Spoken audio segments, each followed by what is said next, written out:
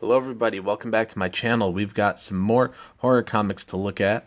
Today we're going to be looking at this Bernie Wrightson hardcover, some of his short stories from the Creepy and Eerie magazines. Dark Horse had put out a few different hardcovers like this of some different artists, showing off some of their different short stories from the Creepy and Eerie magazines. There's this Bernie Wrightson one. There's an Alex Toth one my friend Doug was showing me the other day, and I know there's a few other ones I need to get my hands on, but I have this Bernie Wrightson one. I've had it for a couple years now, and I pretty much look at this thing at least once a month. Sometimes it's more like weekly. I think every comic fan or every writer and artist, whatever you are, should get this book. You'll learn a lot about writing, reading this thing, and about art. There's so much in here to study and to break down. And if you're not an artist or a writer, it's still a fun read. The thing I like about his art isn't necessarily all the detail he puts into it, although there is a lot of detail, especially in this first short story right here. As you go through this thing, he sort of does change up his style a little bit depending on the story. This one has a lot of detail, and I think that works really well because it's it's a I forgot if I mentioned this, the Black Cat, an adaptation of an Edgar Allan Poe story. And so this one, the detail he puts into it, all the cross hatching, all the little detail, this one really does give it that gothic feel. And what I really love about his art is there's just so much energy in it. Each panel looks and feels alive, especially this one right here. Probably my favorite panel on this page is you see the creepy black cat over the guy's shoulder, and it just kind of disturbs me for some reason. It's just a really creepy panel right there. But he just does such a beautiful job with this story right here, and it's not just detail for sake of detail. It's just all the detail he puts into these pages help to move along the story. Really makes you feel like you're there. And he does a little bit less detail when we get to the next story in here. This one right here called Jennifer. It's a totally different style, but it still packs that same emotion, that same punch. And that's the cool thing about him, is he's able to change up his style depending on the story, and it all works. It's all still very spooky. It's really cool. And there's let me see. I might have already skipped it. There's a really creepy panel I wanted to take a look at. Did I pass it already? No, I didn't. I think it's upcoming. Actually, sorry, I should have been. Oh yeah, the next page. This right here at the bottom of the page, just this up close of this deformed face. That's just terrifying, man. It's just spooky, you guys.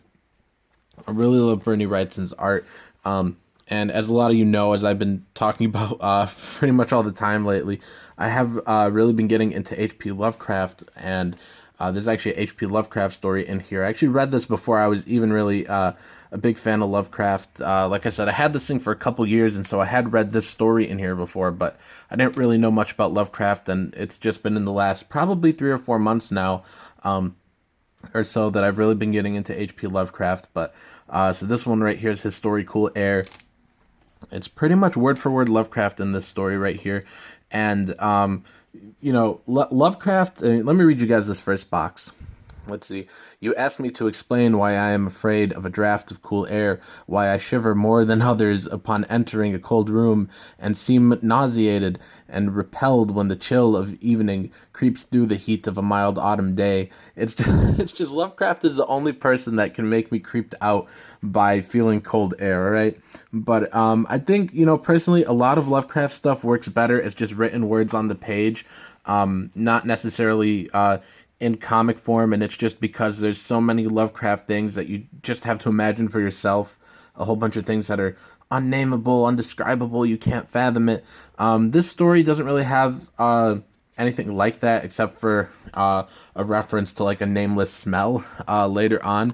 But Cool Air is a very creepy story about this guy who moves into this new apartment building, and basically the doctor up above him might be on the top floor. This doctor, his apartment is always cold, and one day this dude, I think he might be having a heart attack or something. So it's been a while since I read this story, but he goes up to see the doctor, and he notices that the apartment is very cold. And eventually, as the story goes on, basically what happens here is that one day the refrigerator that is keeping this apartment cold, and Bernie Wrightson is the only person really that could, I feel, really emulates Lovecraft when it comes to putting it down into a comic, because this is like exactly how I would envision this story and many other Lovecraft stories in my mind. Like when I read Lovecraft stories or listen to the audiobooks sometimes before bed, when I picture it in my mind, it's like I picture it as like Bernie Wrightson drawing this Lovecraft story, like drawing the existence of that story. And basically, what happens is this guy right here. All right, so the doctor's refrigerator unit breaks down, and so he asks the dude to just fetch him a bunch of ice because the store they need to get the parts from is closed down till I think 8 the next day, in the morning the next day.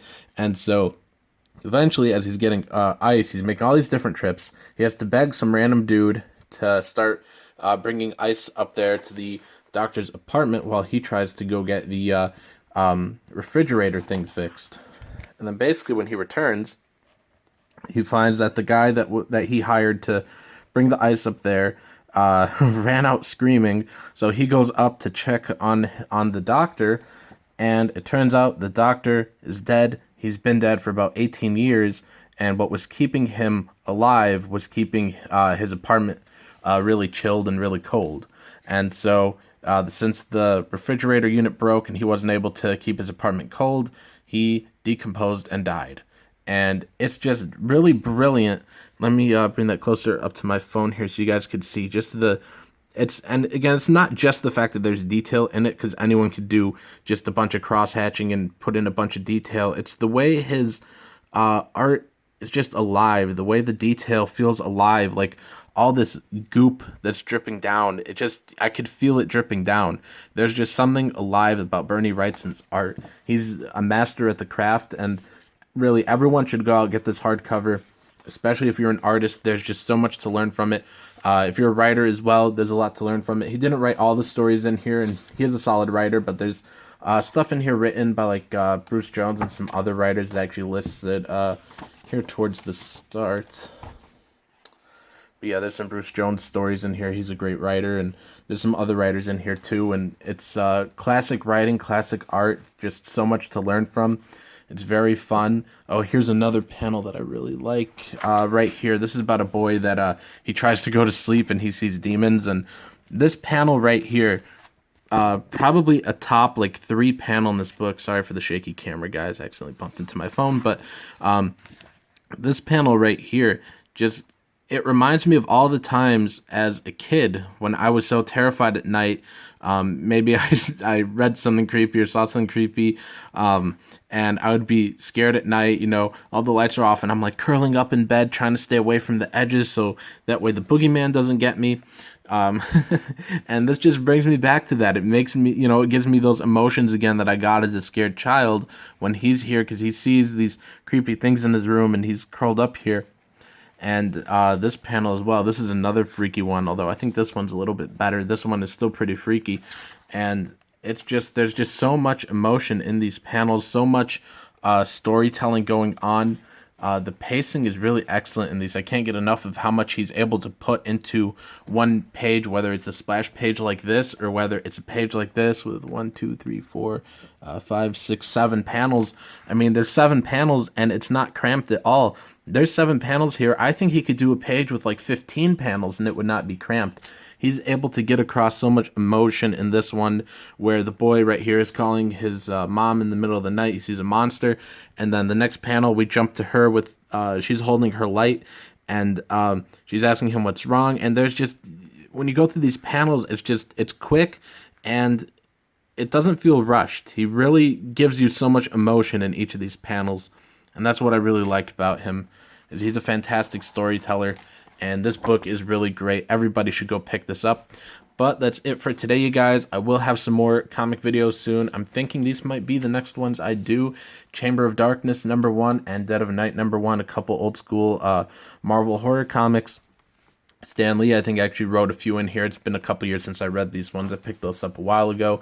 Read them, liked them. I think I might do a video on those next. I actually did grab those out of my long boxes to do today's video for, but then I had been thinking about doing one on this one too, especially since yesterday when I was talking about this on my live stream, and as soon as I grabbed those other comics out of my long boxes, I was like, nah, let me get this one off my shelf. So that's it for today's video, you guys. If you like this video, then please like, subscribe, hit the thumbs up, all that fun stuff. I have a comic of my own coming pretty soon to Indiegogo next month. Friday the 13th of March, Secret Comics Presents. We're launching on Indiegogo. It'll be my third ever comic book. I have fulfilled 2 other comic book campaigns before, so I know what I'm doing. You guys are going to get a fantastic product. It's written by me and drawn by Jason Robinson. It's a 20-page anthology, and I think you guys are all going to like it, and we cannot wait to give you guys that awesome comic. Like I said, launching next month on Friday the 13th of March, Secret Comics Presents. Thank you for tuning in, everybody.